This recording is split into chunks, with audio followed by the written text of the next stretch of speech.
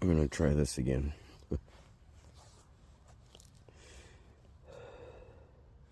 I'd already done one and start uploading it, but I put it to private because I'm not sure it's right. As in, I carried on too much about things.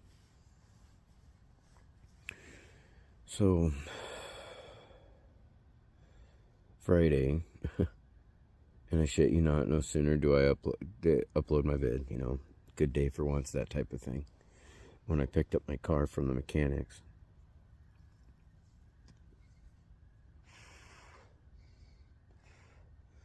got back to my folks' place here and washed the car, all that stuff, and then followed them down to the Home Depot because we had to get the stuff to finish the bathroom for the house down there.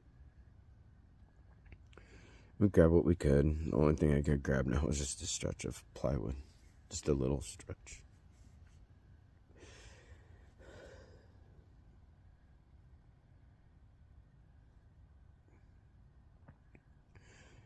I go home, back here, and I come walking in the house and I saw the dogs made a mess.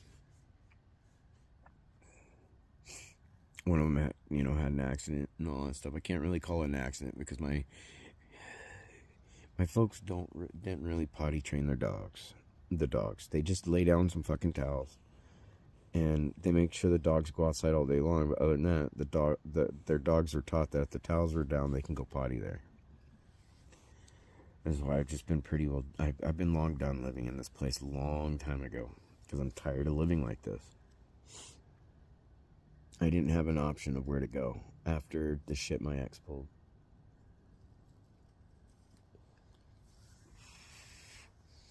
Sort of got stuck. So I opened the door to have the dogs go outside, and they weren't really going outside for some reason.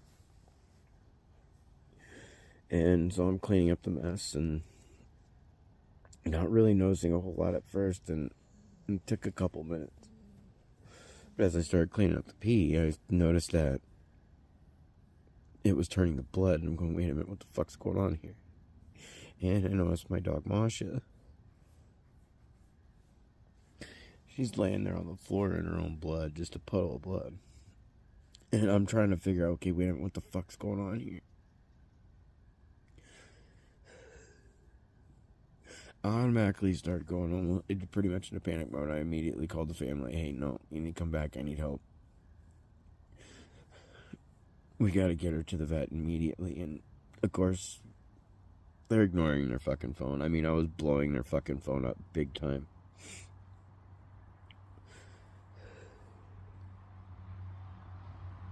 I think for a good 20-30 minutes there, I kept blowing their fucking phone up and nobody would fucking answer. And I even was sending them a text message like, you need to answer your phone. This is an emergency. You need to fucking answer your phone. Nobody answered. Finally, eventually he calls. My dad calls. What's going on? Like, you need to get... I need your help. Masha was attacked. And of all the dogs, only 2 of them had blood on them. And this is where I'm having trouble right now because I don't know if both or one or the other, which one did it.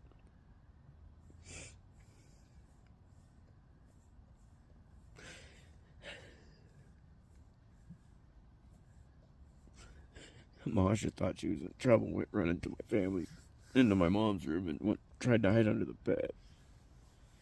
While we're waiting for the family to get back, I mean, we waited a fucking hour. Them taking their fucking time to come back.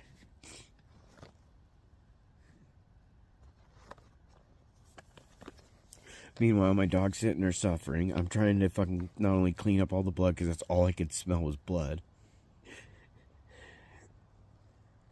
Trying to get the other dogs to get out of the house so that I could get the Masha out from under the bed.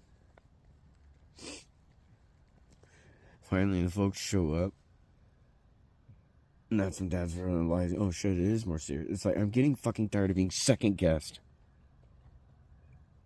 That's why when I move, I made it clear to them today, after what happened today.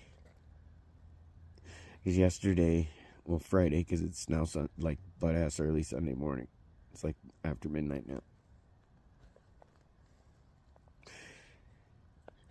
We go to take her to the primary vet. Sorry, we're about to close. We can't help you. We close in a half hour. I'm like, my dog just got mauled. She's bleeding all over the place. We need help. I'm sorry, we can't help you. Barkley Veterinarians in Oregon City, I will never do business with you again. We call the VCA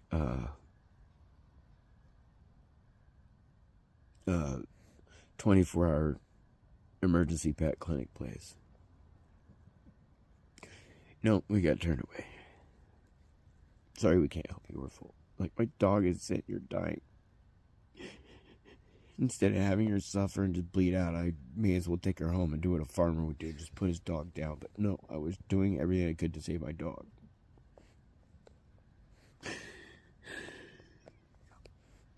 I will not do business with VCA, but considering,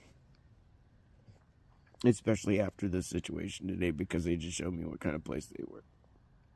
I'll just say they're more than happy to help cremate my dog, but they were more than happy to help save my dog.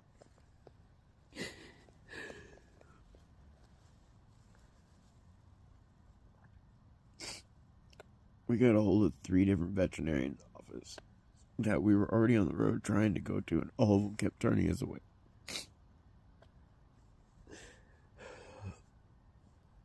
It wasn't until we got a hold of the Tannisbourne Emergency Pet Clinic in Beaverton.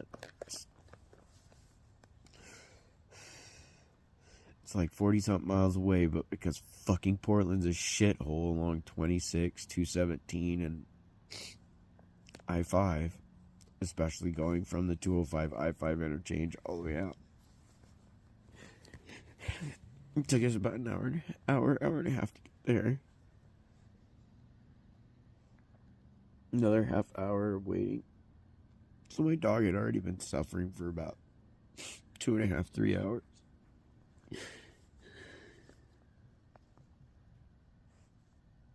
Mosh is my spectrum dog. She had canine autism.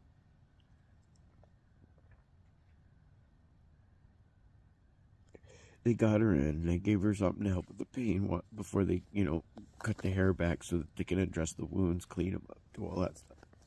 She ended up having to have 12 drains put in. And all 4 legs, her neck, her bottom, all of it.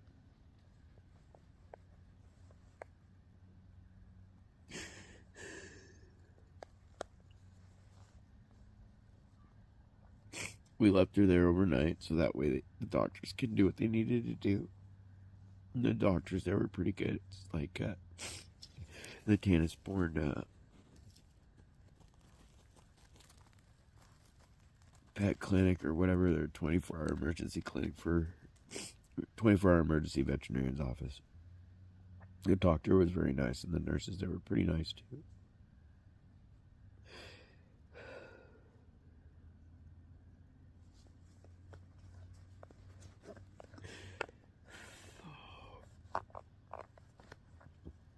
We ended up driving my mom out to the facility that she stays at because of her situation. I dropped her off and came back to my folks' place. I was up until about 4 o'clock in the morning. I was having trouble sleeping because I just with my dog and everything and trying to figure out what the fuck. Because there's only 2 dogs that had blood on them. One, it was on his shoulder. Nowhere else, just on his shoulder. It was like, I'm not sure if he laid on her to comfort her or what. But there was nothing on his face, around his mouth, nothing. And those 2 have never fought. Chunk and Masha have never fought. He was like a daddy dog to her when she was born. He was really gentle with her. Him and his sister Ava, they're part of the first litter, and Masha was part of the second litter. Called her our little you know, my little kissy face, because all she would do is just want to lick you and kiss you all the time. She just was, at times she'd try to act like a little hard ass. I'd call her my little baggy butt too, because she just walked around like she had a pair of saggy pants on. Excuse me. She's a really sweet dog. She didn't deserve to be mauled to death like that. The other dog of all things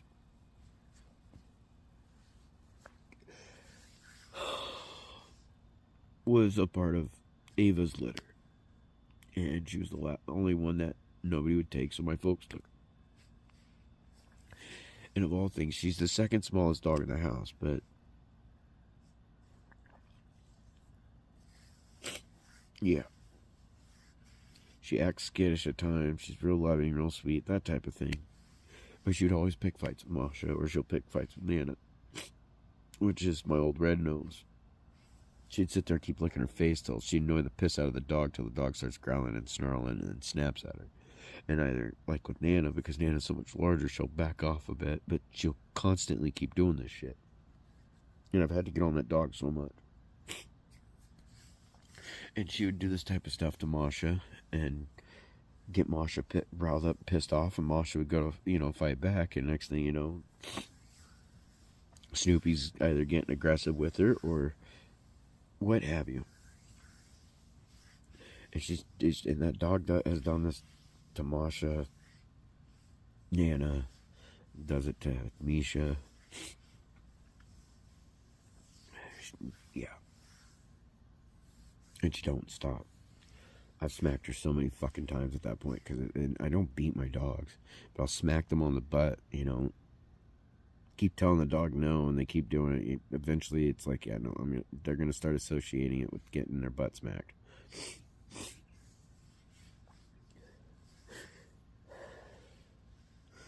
And get the call yesterday morning, about 7. She was ready to come home. We had to wait a little bit, because we had to wait to go get Mom.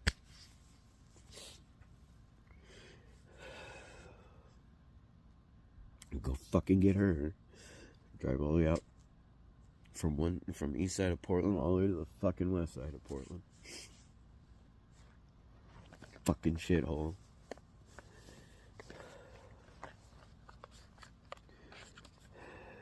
We pick up my dog. She wasn't able to walk. She was really, really sore, and it was obvious. She had all these tubes sticking out of her.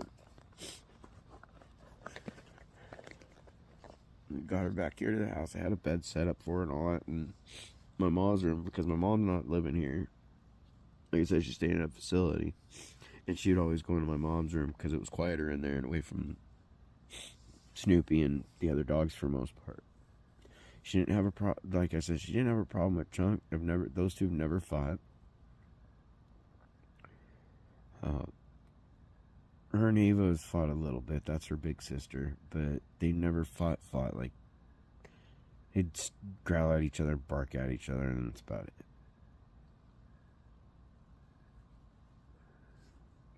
She never had a problem with Tiny. Tiny's just the sweetest guy in the world. And her twin brother Andy, which he's just lost right now. When she was hurt and was trying to hide under the bed, he was in laying with her. Him and Tiny both were laying with her, we're comforting her. And then when we got her home, they would all keep checking on her. The only one that kept hiding, though, when we got her home was Snoopy. See, Snoopy had blood, like, red and brown all over her face. Chunk, one of my other big dog, because Nana's technically bigger than him, just old. He had it, like I said, just on his shoulder.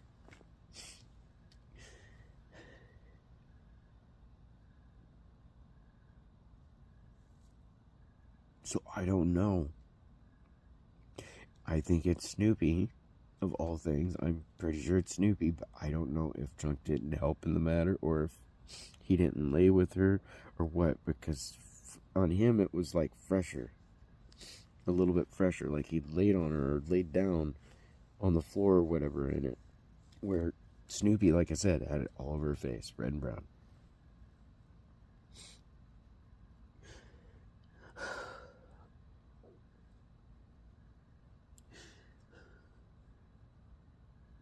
So I only had like 3 hours of sleep.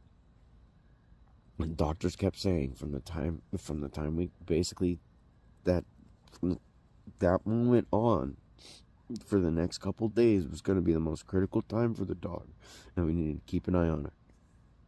I had no sleep. I was running on 3-4 hours of sleep. I kept telling my dad, I was like, you need to check on her every like 30 fucking minutes. I need a fucking nap.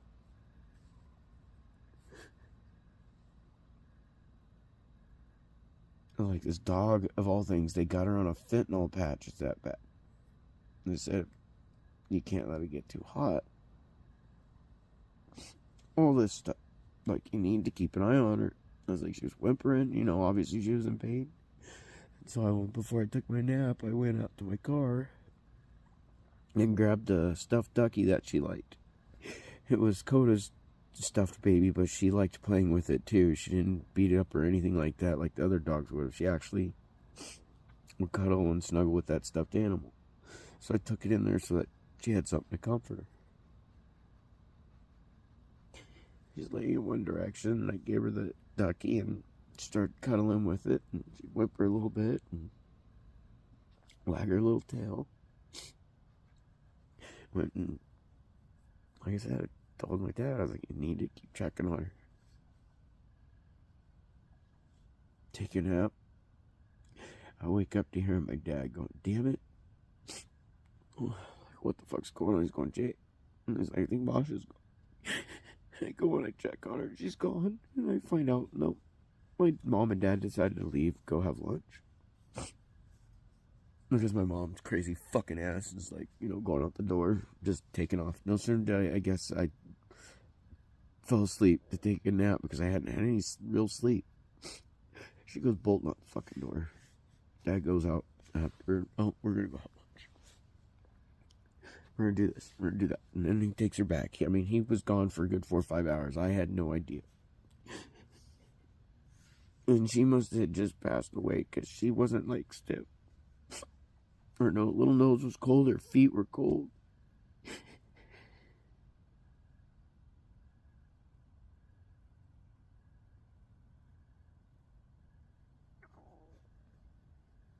And I can't help but think to myself, if somebody had just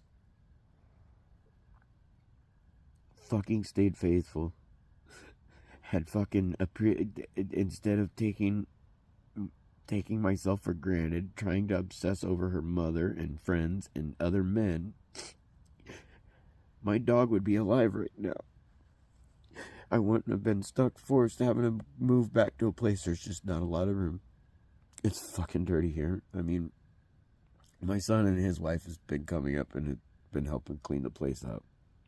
I gave up on that shit a long time ago because I got tired of doing it every fucking year. I'd clean their house all the time as a child. I'd vacuum it. I'd do all that shit when I was a little kid. And then over the years, it was constantly every year, every other year, emptying the fucking house, you know, of junk into dumpsters and U-Hauls because my mom was a shopaholic and a fucking hoarder. My dad's a trash hoarder. And then, yeah, I gave up. And I can't deal with the crazy shit anymore. And yet I have nowhere else to go. Why? Because people talking shit. I couldn't stay at my house because my house is up for sale. For one, I can't live there while it's up for sale. And two, with winter and everything in my health, I can't do another winter down there. So I really had no choice. My truck engine being blown and all that, my little car ain't gonna get through that snow. We get 3 to 5 feet of snow every year down there. So between health, transport capabilities, financial situation, everything, just, it's not that I can't pay my bills. My bills are getting paid. I'm just being left literally completely broke. I might be able to afford to do things once in a while, but not all the time. I'm broke, but hey, at least my credit's good, right?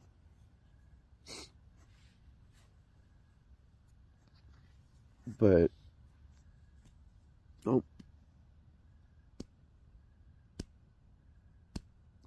come home, find my dog laying in a puddle of blood, to waking up the next day after dealing with all of it to try and get some sort of nap, only to find that she died because nobody would fucking stick around and check on my dog. I'm really tired.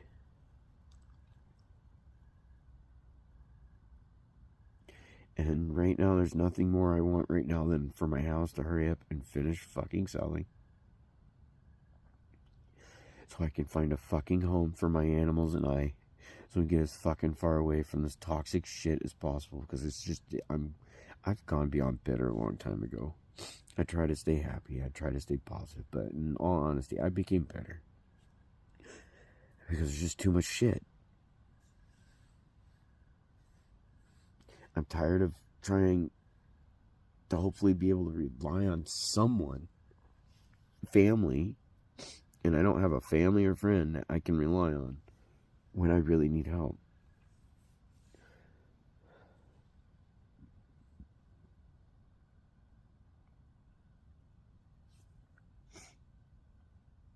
And yet I would always be there in a heartbeat to help other people. And that includes my family. I just got to the point, after all this shit that's gone on with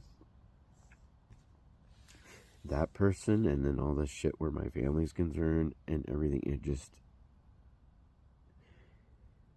I need as far a fucking away as possible. I need to be in a better place than this. I need to be around better people. And I need my animals and myself in a safer environment. It's not safe when you got people around you who just don't give a shit. And they don't fucking care until things go really fucking bad. And then they want to look at you and go, I'm sorry. 2 words I absolutely fucking hate. I'm sorry. Because I've heard those words more than I've ever heard the words of I love you. That type of thing. In my life. People are more apt to keep fucking basically just ripping my life apart. I can do it myself if I really want to. I don't need anybody else's help. And it just seems to keep going that way.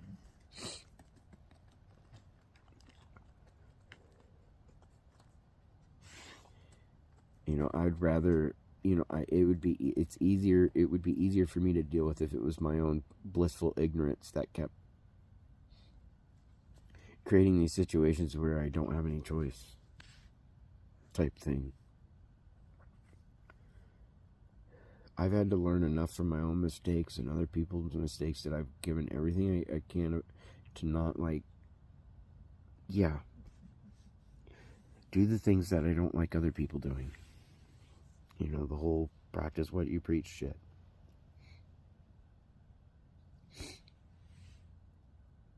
I just know I'm getting really tired of the death around me. I'm really tired of the abandonment, the alienation shit. I'm tired of the shit talking.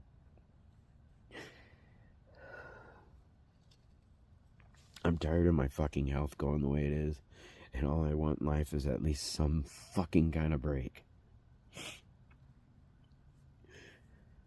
I want my own home, finally. One that I don't have to fucking practically kill myself on just trying to repair it.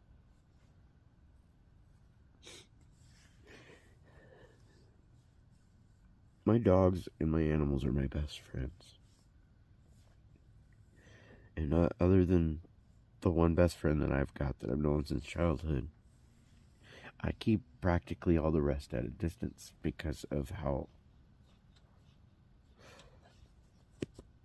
I've been treated by even my own family. There are people I keep at a distance who don't deserve it. And it's because I don't want to deal with or risk being used again by people I genuinely care about. I don't want to be lied to anymore. And yet it's going to happen inevitably by strangers and shit like that. I shouldn't have to worry about being lied to and used and cheated on and fucked over and all this crap by my own friends and family.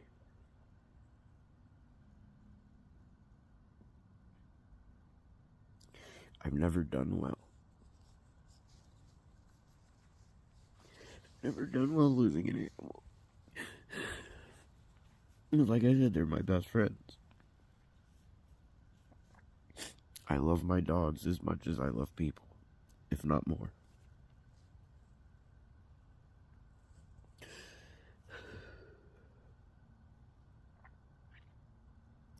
That's why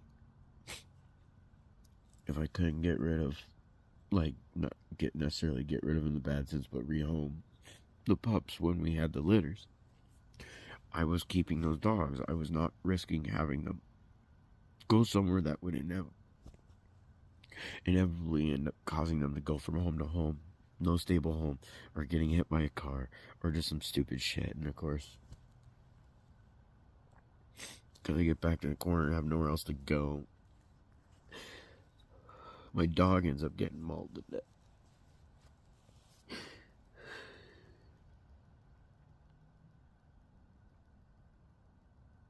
When I went into, when she passed in there, she was snuggling with her ducky in a totally different spot. Like, she took her ducky and she rolled over, got real comfortable, and she snuggled with her ducky and went to sleep.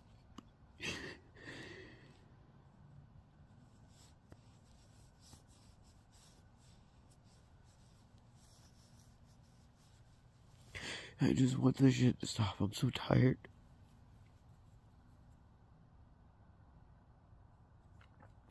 I would like more than just a couple hours of something good to happen, or more than one day for one.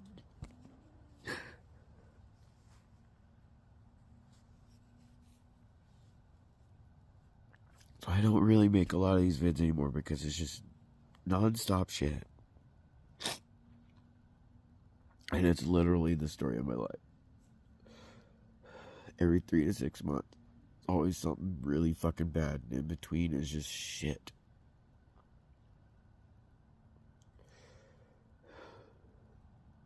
I just want to be able to take my animals, get my things, and just get as fucking far away from this fucking place as possible. I make it very clear to my dad today. I was like, this is why I didn't want you guys moving with, because I don't have the patience anymore. I don't have the ability to be there for him and my mom the way I used to. I'm like, between my mom's crazy shit over the years, all that crap I had to deal with and be patient with, the abuse I had to deal with her, the fact that I'm still there after she fucking had her stroke. Man, my mom,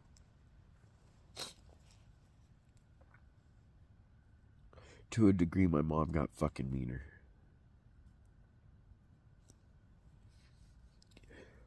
She's still a good person to a lot of people, but her and I, we do not get along that well.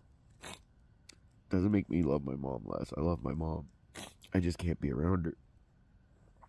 And the fact that my brothers are sitting there fucking living their lives to the fullest, doing whatever they fucking want, and to be told that I have to stick around to take care of my mom and dad. Well, my 2 oldest brothers get to do whatever the fuck they want. I've sacrificed enough of my life to be there for my parents while my brothers did their thing, and while the rest of our family fucked us off. I need to fucking get my life together, otherwise the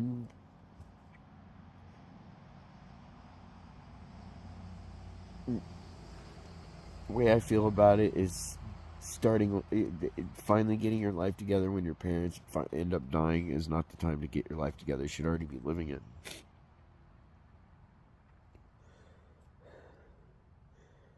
And I'm tired of putting myself on hold. Those are the choices I make my biggest mistakes on, is I keep putting myself off for other people. For my relationships, for my family, for friendships, for people who have shown me over the years they don't give a fuck.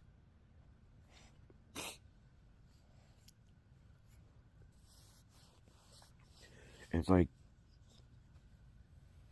my dad's sitting there talking at the vet, she's gonna look kind of funny with all those tubes sticking out, kind of giggling about it. And I'm sitting there going, that's not fucking funny. Most people wouldn't be sitting there laughing about seeing a dog with all these drain tubes coming out of her body because your fucking dog mauled mine. That's not a thing to sit and talk about. That's the kind of parents I have. They think it's funny when my animals and I are getting hurt. But then when they find my dog dead, they don't find it funny anymore. This is this type of insane, selfish shit I have dealt with almost my whole life with my family. And then my mom, she obviously doesn't change. She wants to do this dismissing and comparison bullshit. And I looked at her, I said, you have nothing to compare. You have a home. You have a family. You have grandchildren that still talk to you. You still have a fucking life. You don't have people fucking you over like this. You don't have people sitting there comparing themselves to you, telling you how much better you got it than them. Like, no, I didn't fucking spend the last 40 fucking years talking shit about my spouse while he fucking worked his ass off and paid for everything. My mom's a cunt. I love her, but I don't like her. Because she was fucking cruel. And even with the strokes and her being a little nicer, all it did was make her a little more colder. She may have different pockets of memory missing. A little bit of speech issue, but that's my mom. My mom remembers a lot of shit. She remembers more than she lets off, and that's why at times I think she's been milking her situation, and that she's not as gone as she tries to portray herself to be. I've watched my mom do some fucked up things to get attention over the years, and that's why I have trouble with this situation. I know she had strokes. I watched her go through. I watched her go through her first one right in front of me. And I kept trying to get my dad to get her help. No, she's fine. He didn't get her help for a fucking week. It took my aunt finally fucking saying, hey, you need to get her help. There's something wrong. That's what I mean. I get second guessed a lot. I don't want to be around these people. I love my family, but I can't be around them.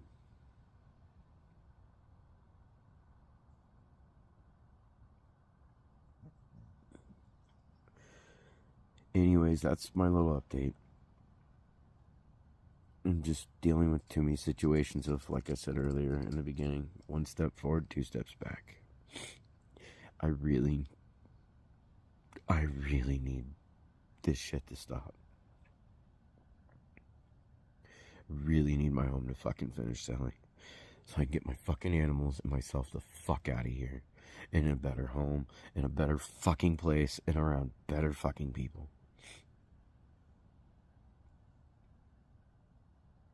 Because Lord knows I've done everything I can to not become like these people.